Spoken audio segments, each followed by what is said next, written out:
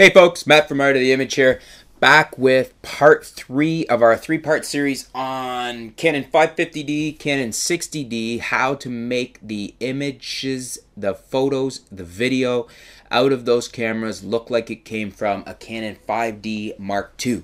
Part 3 of our series is lenses, quality, and speed. So part 3 is a two-parter. Basically, lenses are the third part in the equation of how to make your 550D or your 60D look like the images or the video came out of a 5D Mark II. How to make them shine to the point, how to squeeze every little iota of quality out of the sensor so that it's indistinguishable from the higher level camera. And basically, we started with part 1, lighting, part 2, technique. Master those, and there's a reason that these are in that order, because lighting is number 1. It's paramount. Technique is number 2, because you can, with those two there, you can work with inferior lenses. Once you've mastered those, and you're able to squeeze everything you can out of maybe not the best lens, then I think is the time to step into the better lenses. And I mean, if you have the money, get a great lens to begin with. But you can do so much with lighting and technique that's why I left lenses for last. Obviously, the best lenses are going to render the best image quality and video quality. However, the lenses are not the be-all and the end-all. You can get some really good sharp lenses at bargain basement prices. Some of the entry-level kit lenses are very sharp. One of the best performers in the Canon lineup is the Canon 50mm f1.8. Extremely good lens that a lot of people are using. It's very fast. The f1.8 gives you a nice speedy aperture, nice wide aperture there. So you don't have to necessarily spend a lot of money to step up to the lenses, but obviously the L series of lenses are, you know, top of the line lenses.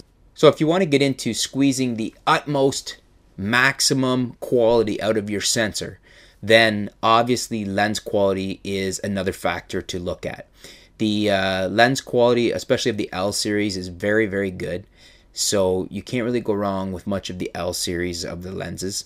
You don't necessarily have to go with the most expensive of the L series, but again, speed and a faster lens can get you into better situations, give you more to work with where you have dimmer lighting or where you can't control your lighting as much and you are stuck in dim lighting.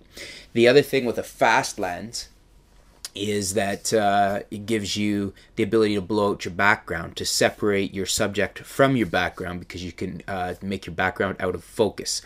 That is harder to do, or sometimes impossible to do, with a slower lens, whereas a fast lens can do that for you, and it can do it quite nicely.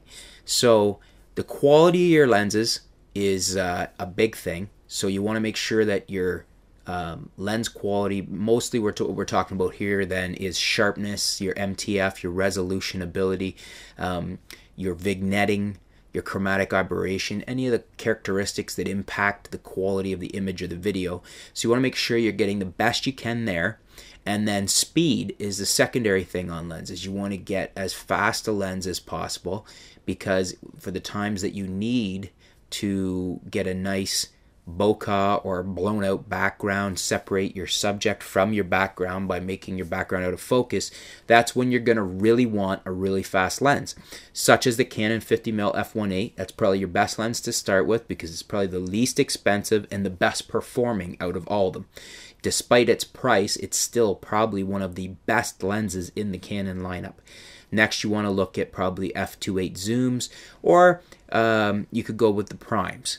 Primes, not necessarily as easy to shoot with. It takes probably some more work on learning them than a zoom, especially for video, because you can't zoom in and out. You have to stop and change your lenses unless you're using two cameras. But yeah, you want to look at the faster lenses, obviously. So anything f2.8 and faster. Some of the f4 lenses are okay. The 70 to 200 f4L IS. and actually the f4L, the non-IS, are both extremely sharp, extremely good lenses. And f4 with some of the high ISO capabilities of these cameras now is not bad. It's not f2.8, but when your camera is pretty clean at 1600 and even 3200, then you're okay at f4. But going to a faster lens than f4 and f2.8 or faster, such as the primes of the 1.8s and the 1.4s and even the 1.2s, just gives you that much more flexibility in what you're doing and that much more ability to have a nice blown out background to separate your subject from your background and to work in dimmer lighting situations. So those are all things where a fast lens is really going to help, and it's going to improve your image quality or bring your video and image quality to the point that that's that last distinguishing feature that when you put it all together with your lighting and with your technique that you've mastered, combine that with the sharpest lens you can get and a fast lens, and you're going to be able to, putting those three elements together, make your 550D, your 60D photos and video footage such that people aren't going to be able to distinguish it from a 5D Mark II. You're going to have such a superb quality coming out of those once you start to master all three of those things that it's going to make your 550D, your 60D stuff indistinguishable, or practically indistinguishable. It's going to take somebody with a heck of a practiced eye to tell that it didn't come from one of those cameras. And frankly, the 550D and the 60D make incredible images. They make the photos are really good, and the video quality is top notch. A lot of people thought they needed the 5D Mark II, and you see more and more and more people saying, "Oh yeah, but I'm using my 550D for most stuff now because it's great." So anyways, folks, I hope that helps. Hope maybe that inspires you, especially in the first 2 points for lighting and for technique, to study up on that, to develop your own style, to figure it out for yourself and learn. It's always about just taking your own personal stuff up a notch. So thanks for tuning into the RD Image, and stay tuned. We'll be back soon with some more video posts and some more articles for you, and keep you up to date with what's going on in the world of photography. Thanks.